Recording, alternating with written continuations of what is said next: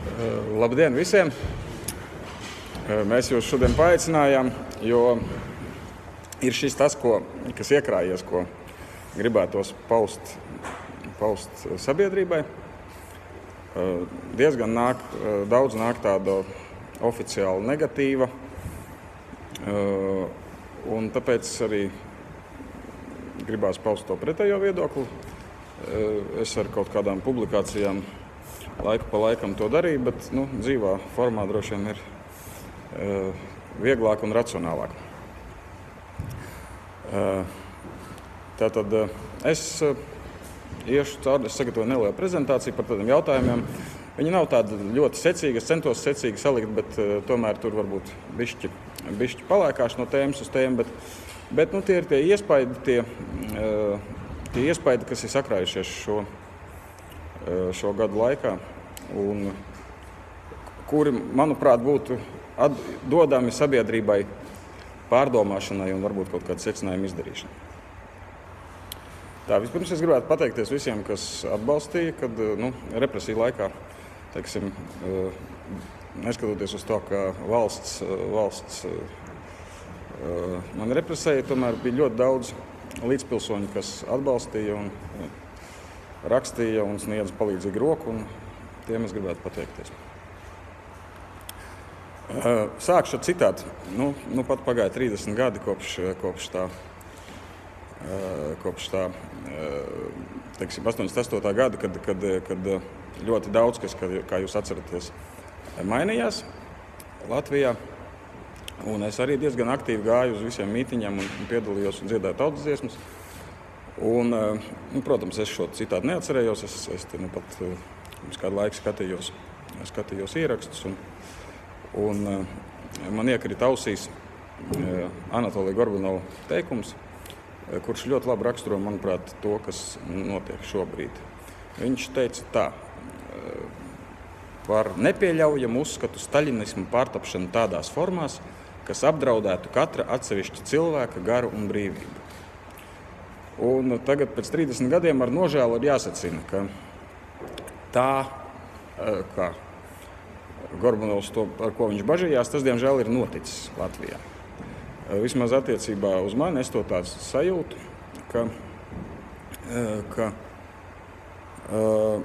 ka faktiski tā staļiniskā domāšana, kas ir saglabājusies arī Latvijas likumdošanā, ka viņa bija tas pamats cēlonis, kādēļ notika tā, kā notika, un kādēļ es tik smagi, mūsdienu izpratnē tik smagi represēts. Protams, Staļina laika izpratnē ļoti viegli, bet viss ir salīdzināmi. Ja, bet, katrā ziņā tas bija pietiekami smagi, lai būtiski sačakarētu dzīvi, teiksim tā. Šeit ir citāts, diemžēl maziem burtiņiem, jo citāts liels, negribēju viņu dalīt.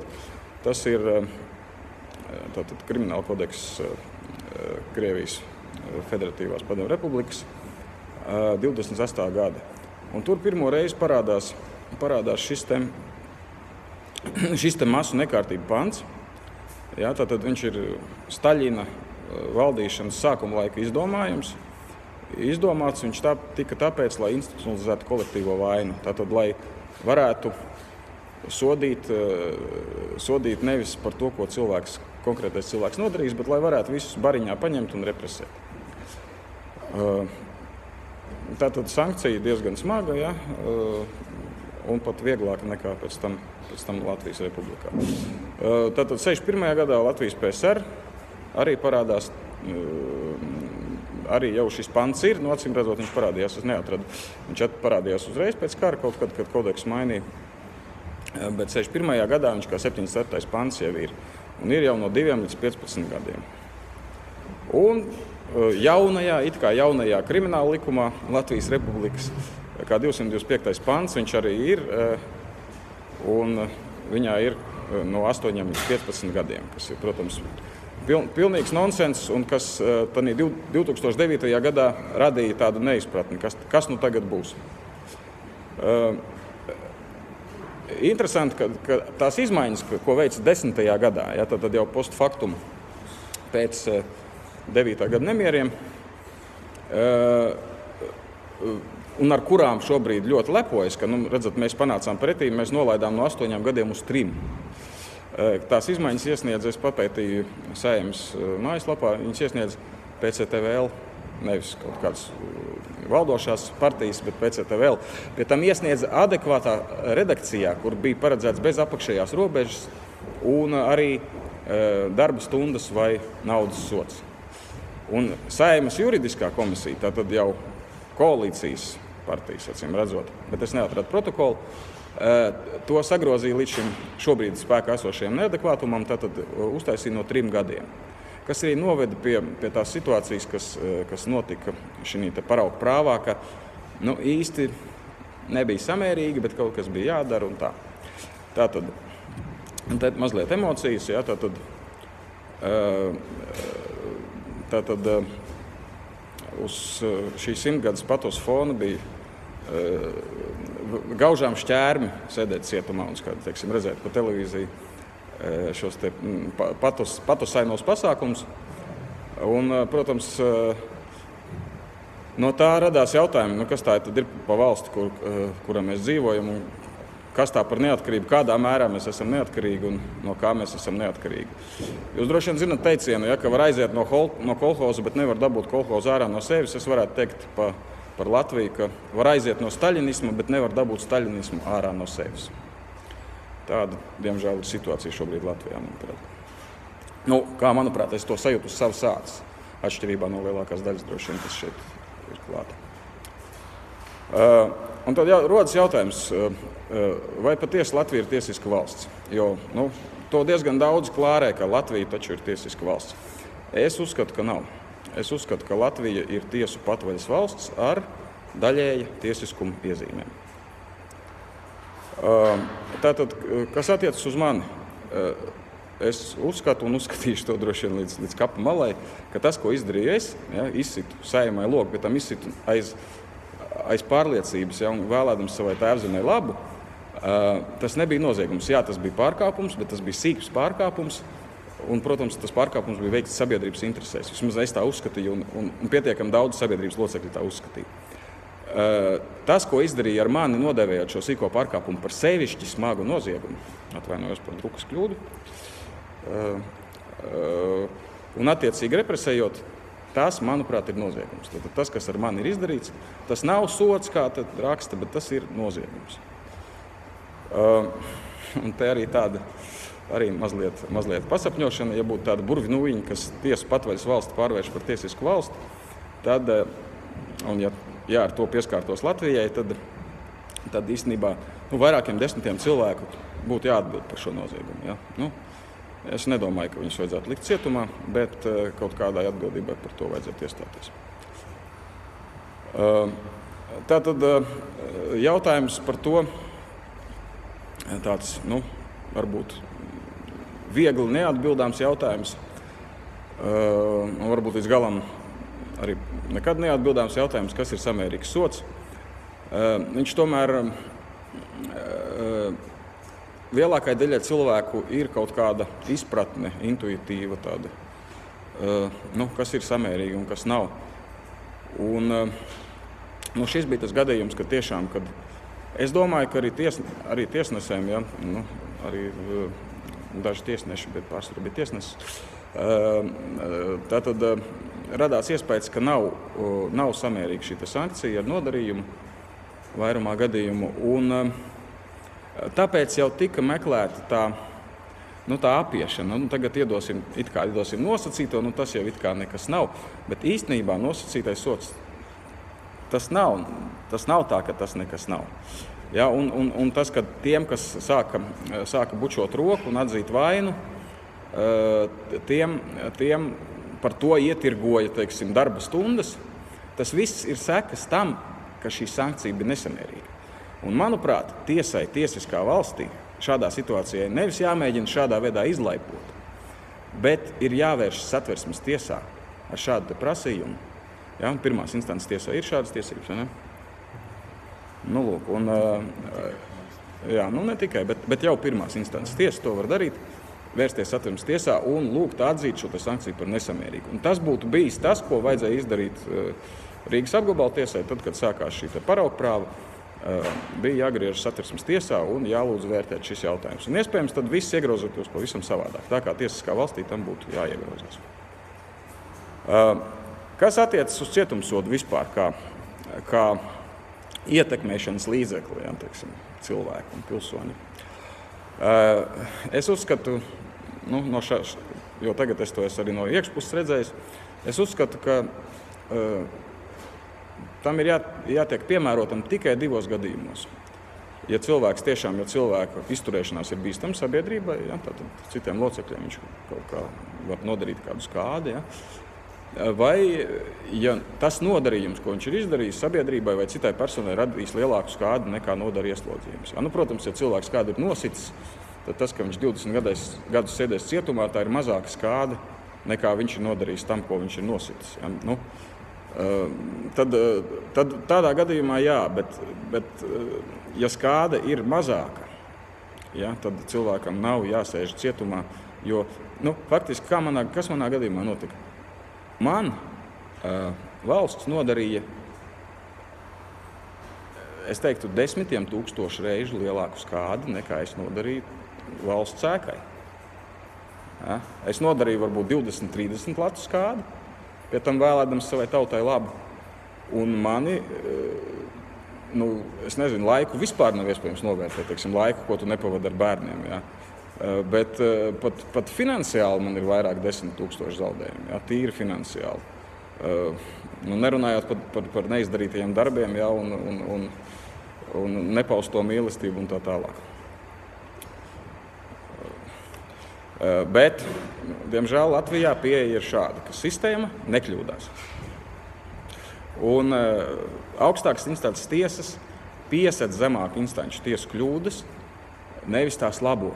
Tātad uzstādījums ir tāds, ka mēs piesedzam savējos mazākos brāļus, zemākās instances, mazākās māsas pārsvarā, un nevis cenšamies rast taisnīgumu, bet jebkuram labam tiesnesim pamat pieejai būtu tieši jābūt taisnīgumu meklējumiem. Latvijā tā tas nenotiek. Ir acīm redzot, jā, ir atsevišķi izņēmumi, bet tie ir izņēmumi, ja tie cilvēki.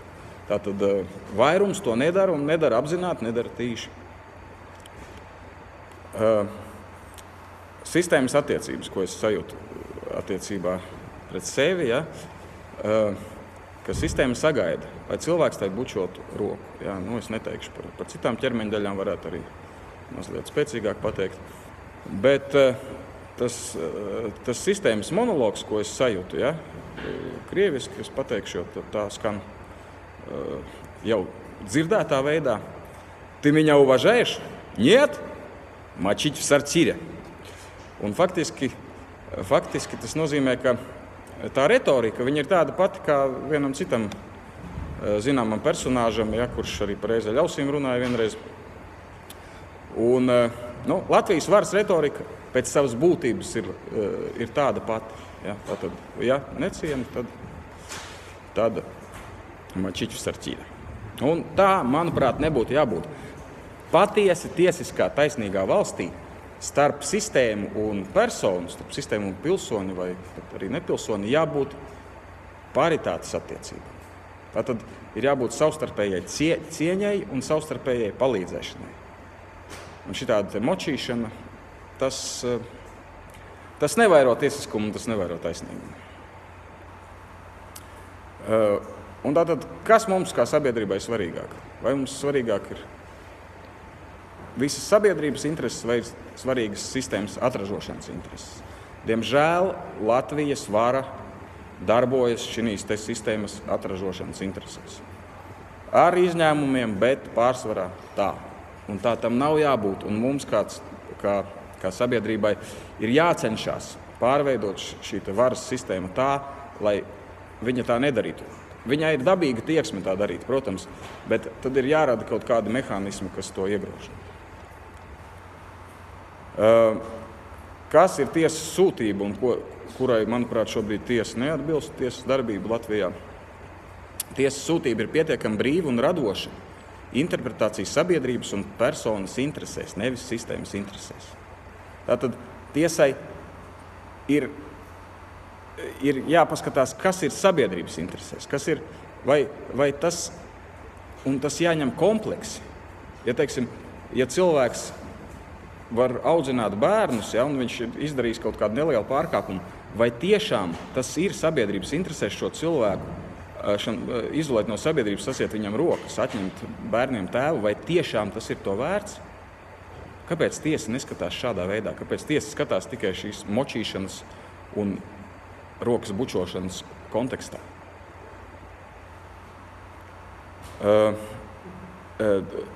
Starp citu, arī likumiem, ļoti daudziem likumiem ir sākumā uzrakstīti to mērķi, un tiesām būtu jāvadās tieši pēc šiem mērķiem.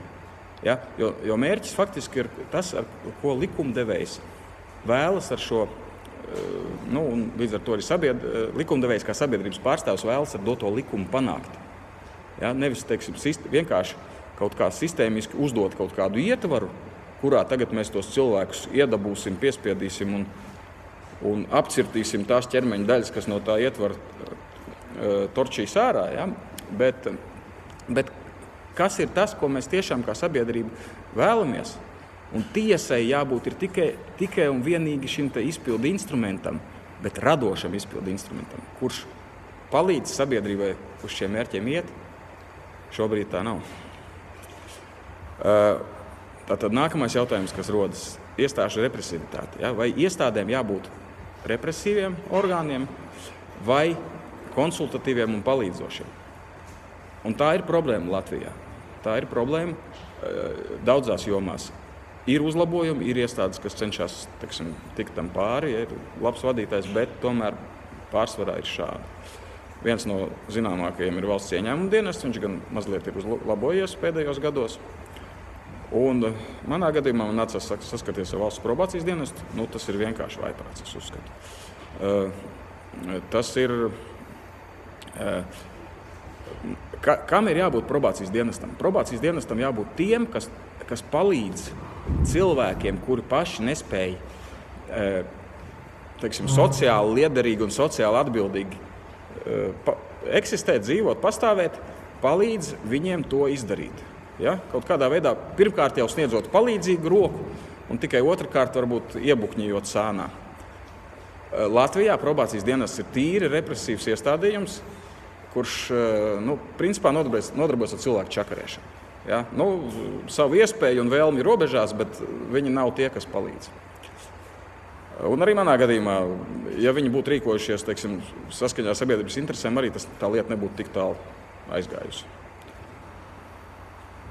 Tālāk, par šo te nosacīto sodu, ja, kas tiek zalēts vis kaut kur.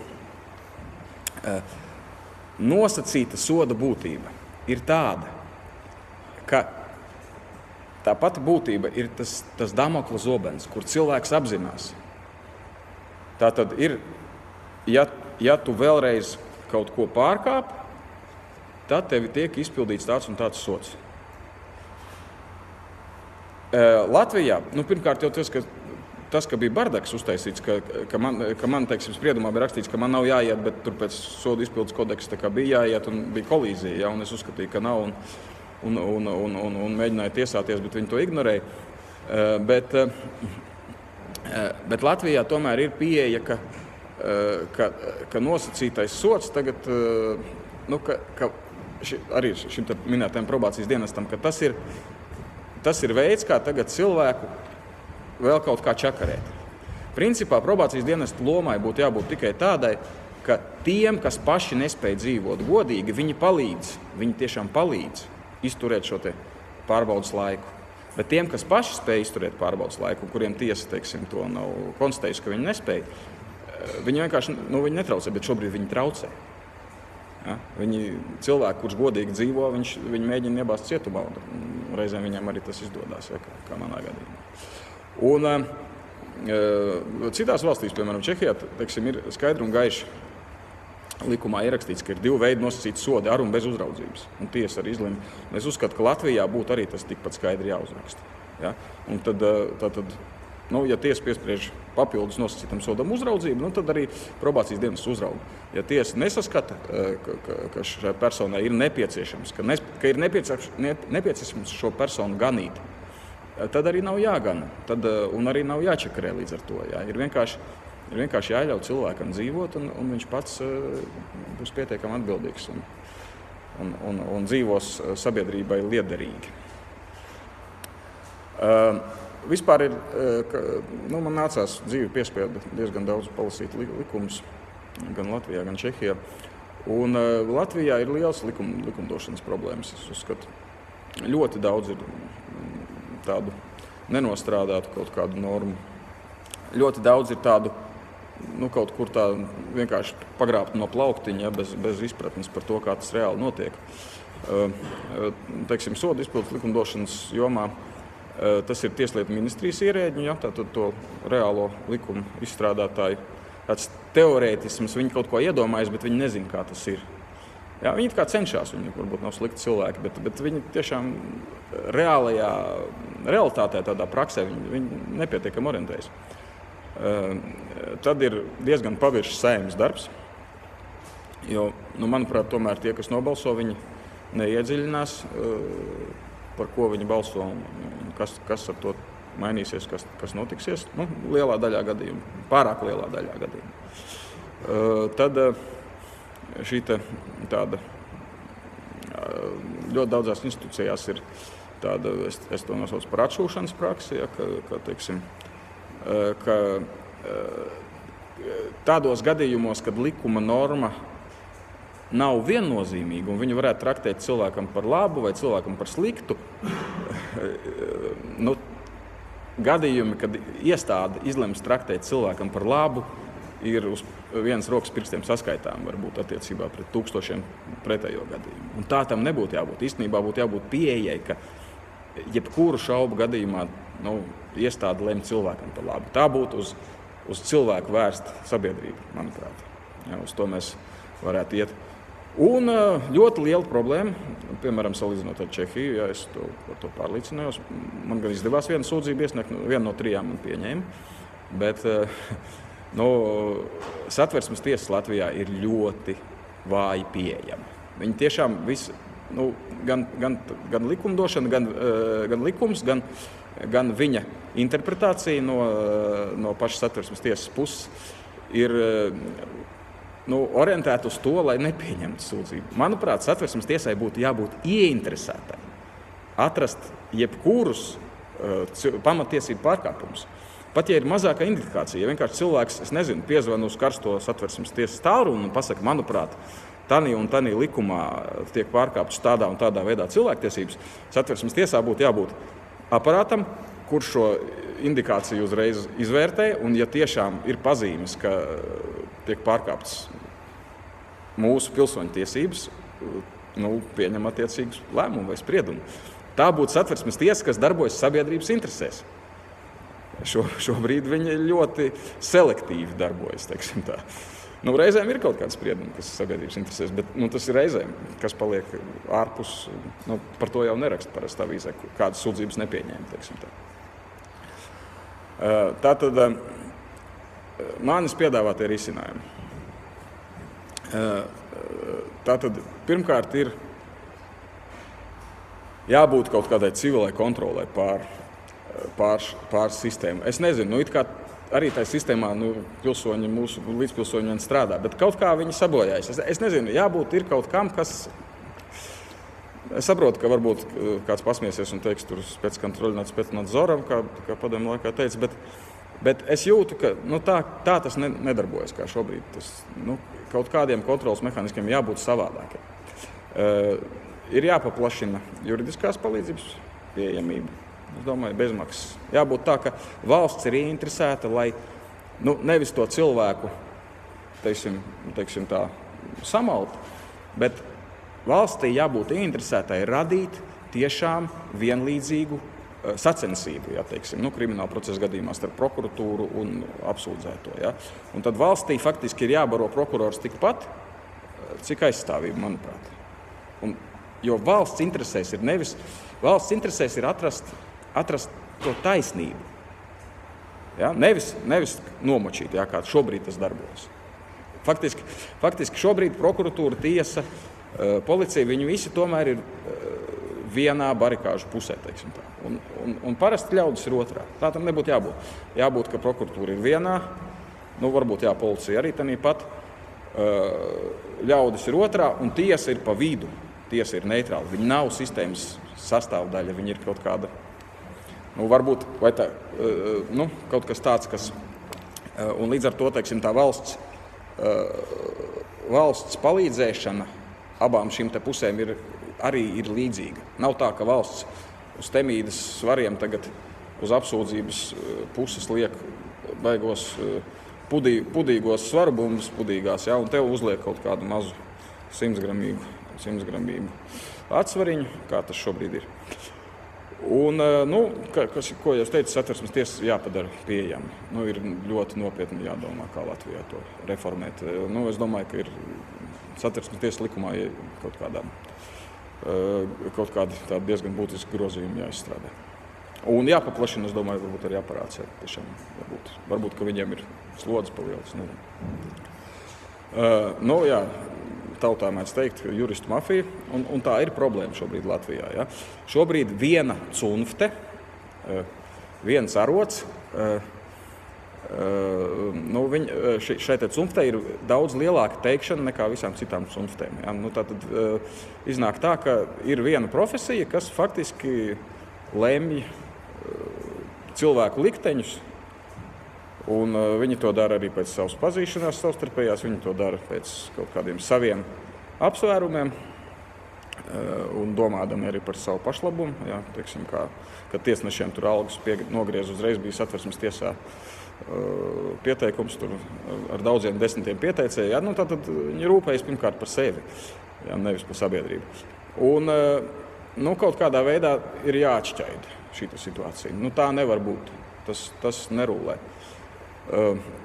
Viens priekšlikums, Jānis gan teica, ka tas tiek uztverts Latvijā kā mazā valstī kritiski, jo daudzus pazīst, bet arī tiesneši arī ir mazā valstī un arī viņi viens otru pazīst. Tas arī tāds trūkums, arī tam piemīt. Bet pilnvērtīgs piesēdētāja institūts ar pietiekami kvalitatīvu piesēdētāju atlasi varētu kaut kādā mērā atšķaidīt šo te juristu mafijas problēmu. Un, ja cilvēki no citām profesijām, teiksim, lemtu, viņiem būtu iespēja, kaut vai krimināla procesā, tomēr apturēt izrēķināšanos no šīs te juristu tiesnešu puses. Ja viņi jūt, ka tas nav sabiedrības intereses, vai viņi jūt, ka tas nav godīgi. Tas jau būtu daudz, un tas daudz ko dotu mums. Un es domāju, arī šīs 13. janvāra procesa gadījumā, ja būtu piesēdētāja institūts Latvijā, iespējams, ļoti, ļoti liela varbūtība, ka tomēr piesēdētāji lemtu attaisnot. Izlemtu, ka šie cilvēki ir to darījuši, bet sabiedrība no tā vairāk ieguva nekā zaudēja, un tāpēc šie cilvēki nav jāsoda. Un piesēdētājiem būtu tiesības tādā veidā izlemt. Ja? Otrs, kas man nāk prātā, jābūt ir kaut kādai augstākai uzraudzības vai pāraudzības institūcijai, tādai kā vecajo padomē, es teiktu. Ja, tad tie ir cilvēki, kas ir sabiedrībā cienīti, viņi to dara vai bez maksas, vai saņemot kaut kādu minimālās algas stundas likmi, jo tā ir goda lieta to darīt. Līdz ar to nesanāks tā kā ar Zoltūdas komisiju, kur sāka pirkt tehniku uzreiz, ja, kad vēl nebija sākuši strādāt. Bet šai augstākajai uzraudzības institūcijai, šai vecajo padomei būtu tiesības jebkuru galīgo spriedumu, kas jau ir izskatīts augstākā tiesā, ja, kurš ir stājies spēkā, atcelt un nodot otrreizēji izskatīšanai. Viņiem nebūtu tiesības, teiksim, pašiem pieņemt, iespējams, tās ir nianses jau, ja, bet ja viņi redz, ka kaut kas ir pieņemts aizdomīgi vai netaisnīgi vai pretēji sabiedrības interesēm, viņi to var apturēt. Un tā būtu šī civilā kontrole, kā varētu šo te varas mašīnu tomēr kontrolēt ar sabiedrībā un tautā cienījumu cilvēku rokām un viedokli. Tā tas būtu par tiem par tiem jautājumiem konceptuāliem. Te tādas nelielas niansītes. Mēs ar Jānu runājam vienkārši diezgan bieži žurnālisti kļūdās un Leta ar to grēko un pēc tam portālu pārpublicē. Tā, tad man ir labi kļūdiņa. Tika piespriesta probācijas uzraudzība. Man probācijas uzraudzība netika piespriesta. Probācijas uzraudzība ir vispār cits papildsots, ja?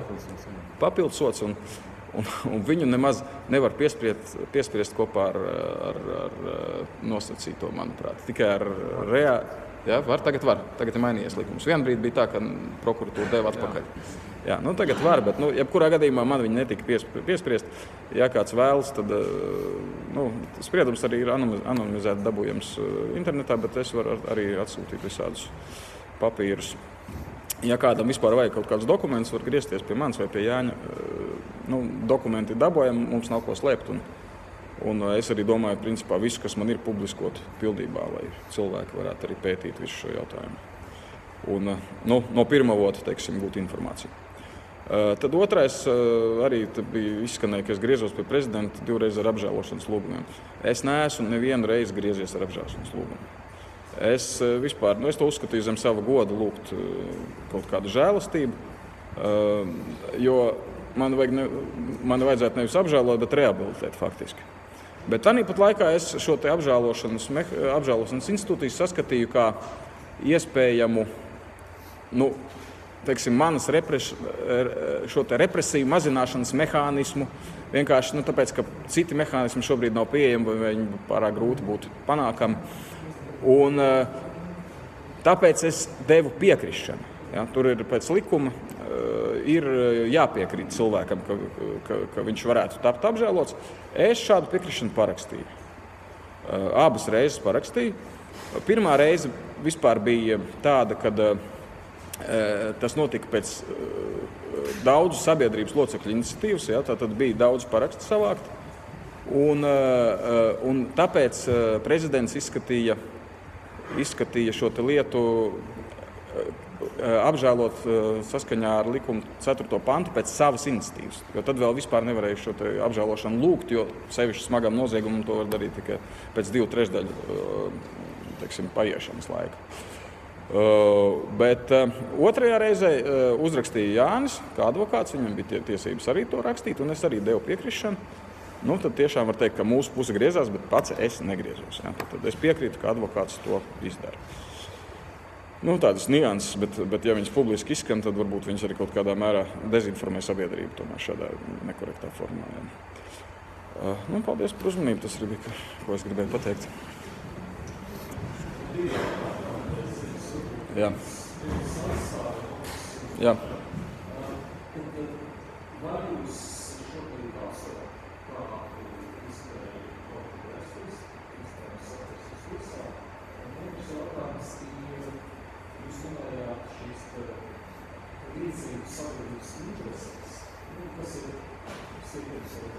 Vai jūs gribētu izteikt, ka līdzīgā situācijā kādas citas organizācijas, kas nebūtu sabiedrības interesēs, vai šie sodi vai sods varētu tikt traktējusi kā Pirms jāriem? Tas varbūt ļoti daudz jautājumu jūs vienā jautājumā, bet es mēģināšu. Jā, labi. Tātad par tālāko rīcību jāsaka tā, ka, protams, tālākā rīcība sekos. Tas ir skaidrs. Par to, es domāju, pāragri būtu precīzi komentēt, kādā veidā tas būs. Ancis jau izteicies, ka mūsu tiesas sistēmā viņš netic. Diezgan loģiska rīcība neticēt šādai tiesas sistēmai, kura pretēji bijusi ir klāja netaisnīga. Līdz ar to, protams, ir jādomā par kaut kādām citām alternatīvām. Par to arī uz doto brīdi tiek domāts, bet konkrēta rīcība vēl nav pieņemta un konkrēta lēmuma, ko darīt, kā darīt. Mēs par to domājam, mēs pie tā strādājam. Savukārt, ja mēs runājam par to, kad ir notikusi vēršanās, piemēram, Satversmes tiesā, tad tas ir bijis, jā, tad ir ierosināta viena konkrēta lieta, kur ir norādīti konkrēti termiņi, kad iesaistītām pusēm jāsniedz savi paskaidrojumi. Tas arī, mēs tā pieņem, tiek gatavots, tiek darīts. Jā, no mūsu pozīcijām, protams, mēs arī gatavojam arī savu pozīciju par šī jautājuma konkrēti pozitīvu risināšanu. Tas ir sīkāk. Ansis pats pastāstīs, kā tur tā problēma, ja tas jūs interesē. Un runājot par kaut kādām citām situācijām, jāsaprot, ka es arī domāju, ka nav tādas vienas mērauklas, pēc kuras varētu pateikt, ka tagad mēs vienmēr rīkosimies šādi, un pie kaut kādiem citiem apstākļiem mēs rīkojamies tā līdzīgi vai identiski. Tomēr katrā konkrētā situācijā šie apstākļi, šis gan mikroklimats, gan makroklimats kopumā, viņš ir ļoti atšķirīgs. Un, protams, novērtēt, vai pie identiskiem apstākļiem kāds konkrēts individs rīkotos tieši tāpat vai savādāk, tā tiešām tāda ļoti tāda vispārīga teoretizēšana, tāda spekulācija. Bet, protams, tas jautājums bija cits, kā es sapratu. Tā bija runa par zaļajām cilvēciņām, jā?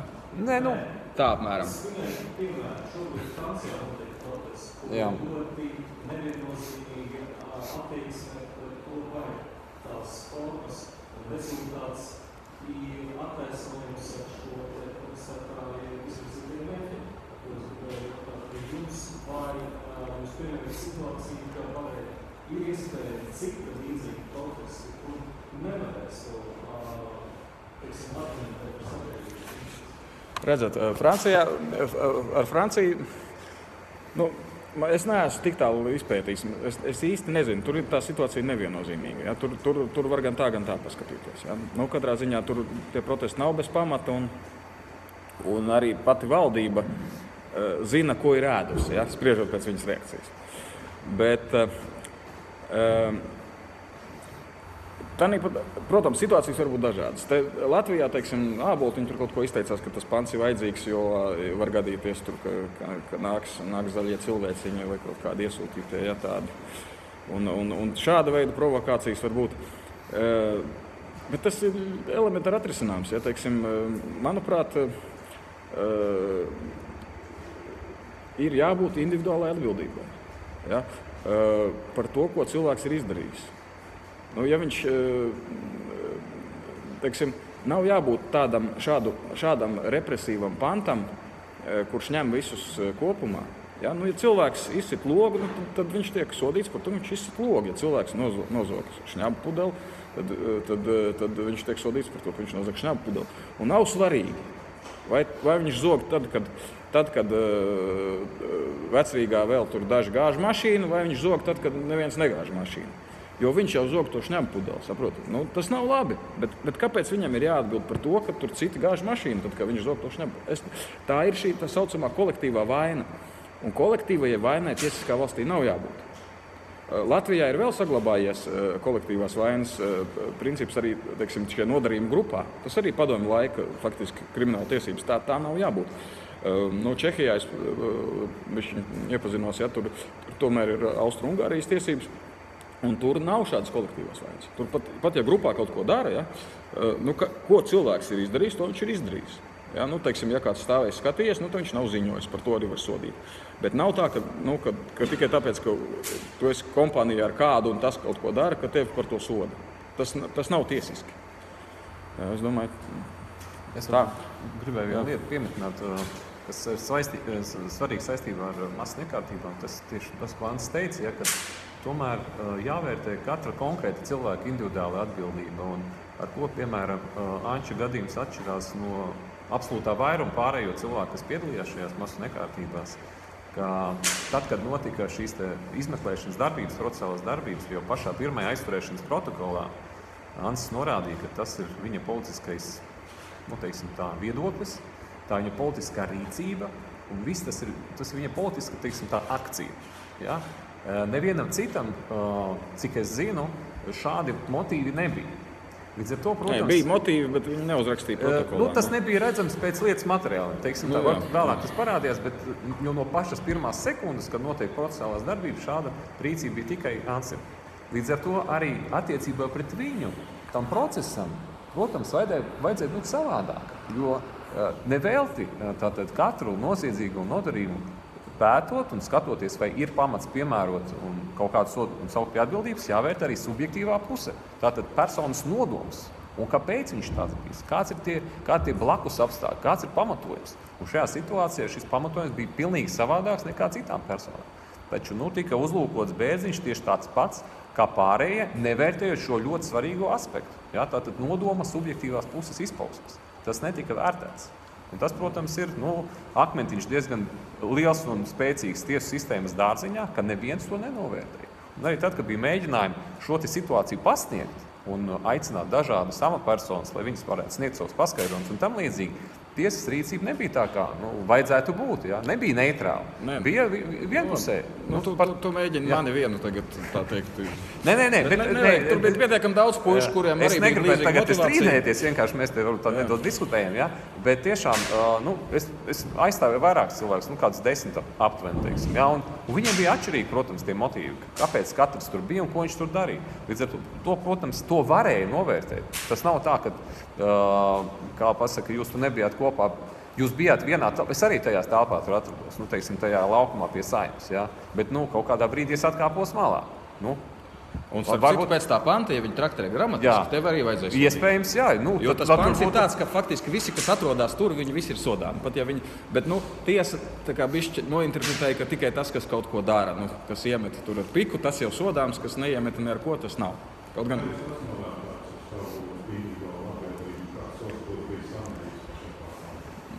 Es domāju, ka naudas sots. Teiksim, ja es nodalīju kādi tur uz dažiem desmitiem latu, tad varētu būt 10 reizes lielāks naudas sots, daži 100 latu. Tas būtu samērīgi. Jo arī ar ko šobrīd nodalīsies? Man ir daudz ko darīt. Man ir 3 bērni un man ir saimniecība gan Rīgā, gan laukos. Un ar zinātni, to brīdi, kad man iesēdināja, es pietiekami intensīvi nodarbojos arī. Faktiski braukāju stažējos. Mūzika, droši vien cietumā arī kāds 11 dziesmas uzrakstīja, varbūt, ka jāiespēlē tagad.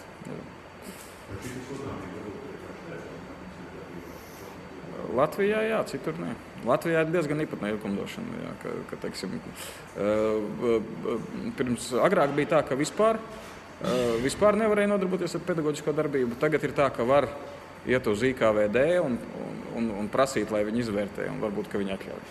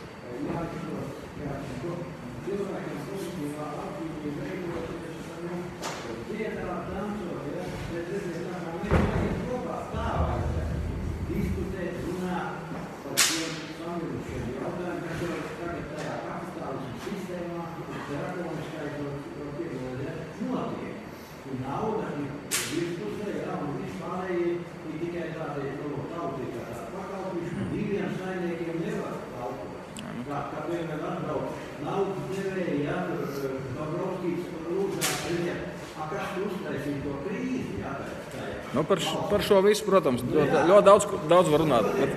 Sakiet, kāds ir jautājums? Sakiet jautājumu. Jautājums kā var veidot tādu diskusiju, ka cilvēki nāk un runā, tā pozitīva apzinīga cilvēka diskusija, tādai kaut ko vērā. Viens jau nevar neko mainīt.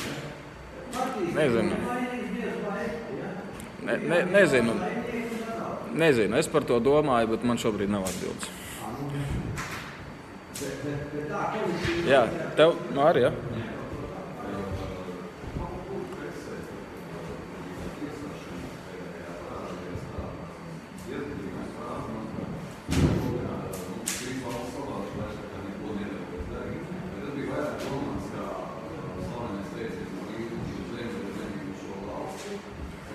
Nē, man ir aizvainojums, un viņš droši vien tas rūgtums paliks visu mūžu, ja? Kā tur bija anekdota par žīdu, ka karotītis atradās, bet rūgtums palika, man pat daudz tiešākā nozīmē paliks. Ja?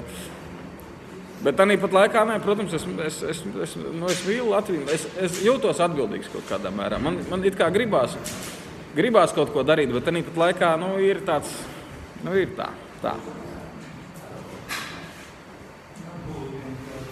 Jā.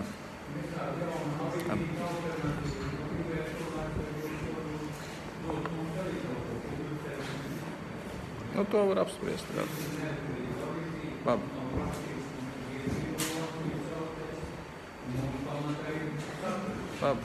Padomāsim. Jā. Labi, jā. Jā. Tev ir ienākuši kaut kādi jautājumi? Nav. Tad nav. Labi. Jā.